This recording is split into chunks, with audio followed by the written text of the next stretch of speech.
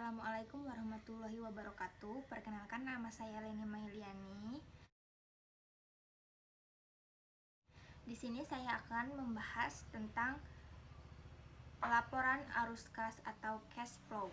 Pertama-tama yang saya jelaskan yaitu pengertian arus kas atau cash flow. Arus kas atau cash flow adalah sebuah perincian yang menunjukkan jumlah pemasukan dan pengeluaran dalam suatu periode tertentu. Arus kas dalam keuangan bisnis dan keluarga memiliki sedikit perbedaan. Jika keuangan keluarga, arus kas yang dimaksud adalah cash basis. Sedangkan dalam keuangan bisnis terdapat cash basis atau accrual basis. Laporan arus kas biasanya meliputi jumlah kas yang diterima, contohnya seperti investasi tunai dan pendapatan tunai, dan jumlah kas yang dikeluarkan perusahaan. Tujuan laporan arus kas.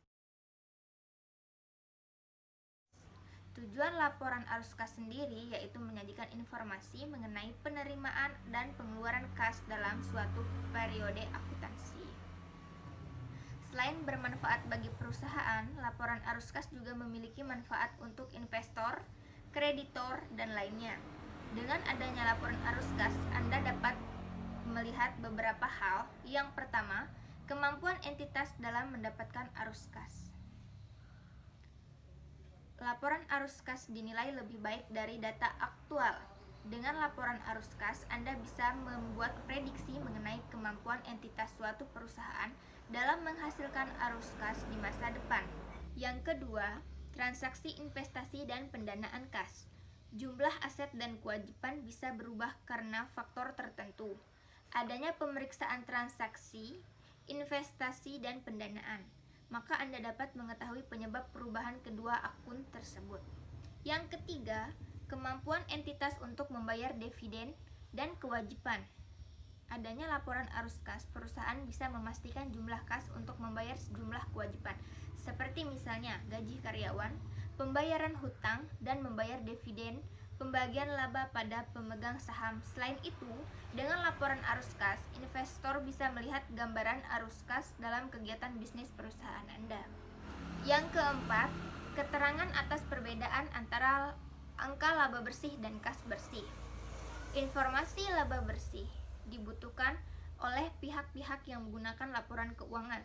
Dengan adanya data laba bersih yang didapat perusahaan, maka Anda bisa melihat sejauh mana keberhasilan dan kegagalannya. Terus di sini saya akan melanjutkan 3 komponen laporan arus kas. Yang pertama, laporan arus kas dari kegiatan operasi.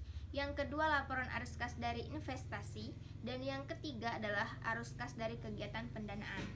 Di sini saya akan menjelaskan yang pertama ya. Arus kas dari kegiatan operasi itu adalah arus kas yang berasal dari transaksi yang berasal dari kegiatan itu sendiri. Biasanya transaksi ini berupa pemasukan atau pengeluaran perusahaan. Contohnya adalah transaksi yang mencakup penerimaan uang dari konsumen, pembayaran gaji karyawan, utang, pelunasan pajak, dan lain sebagainya. Yang kedua, laporan arus kas dari kegiatan investasi yaitu arus kas dalam bentuk pemasukan atau pengeluaran. Umumnya arus kas ini yang mempengaruhi investasi dalam aset non-lancar adalah arus kas dari kegiatan investasi. Kegiatan investasi ini yang berhubungan dengan aktivitas penjualan dan pembelian dari aktiva perusahaan. Contohnya seperti transaksi yang mencakup penjualan dan pembelian aset tetap seperti peralatan dan gedung. Yang ketiga, arus kas dari kegiatan pendanaan. Biasanya arus kas dari kegiatan pendanaan ini berasal dari transaksi pendanaan yang mempengaruhi utang dan ekuitas perusahaan. Hal ini umumnya mencakup penerbitan atau penghentian surat berharga ekuitas dan utang. Contohnya adalah penjualan obligasi, pembayaran dividen, emisi saham, dan pelunasan kredit dari bank.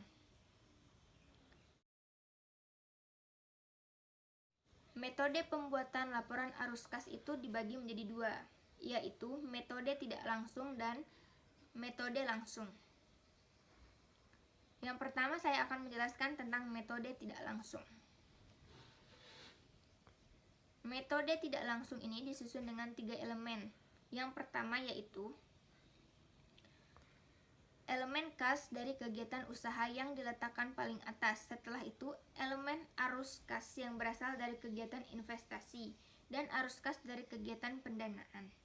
Untuk membuat laporan kas, ada 2 sumber data yang dibutuhkan, yaitu laporan laba rugi dari periode yang sedang berlangsung, dan yang kedua adalah neraca periode dari periode yang sedang berlangsung dengan neraca periode sebelumnya.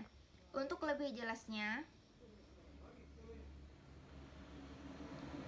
di sini saya akan menjelaskan tentang beberapa kelompok aktiva dan pasiva.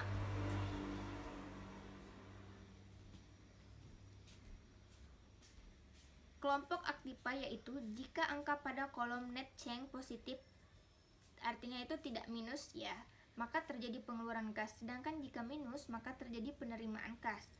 Yang kedua adalah kelompok pasiva. Jika angka pada kolom net change positif, tidak minus, maka terjadi penerimaan kas, dan jika minus, maka terjadi pengeluaran kas.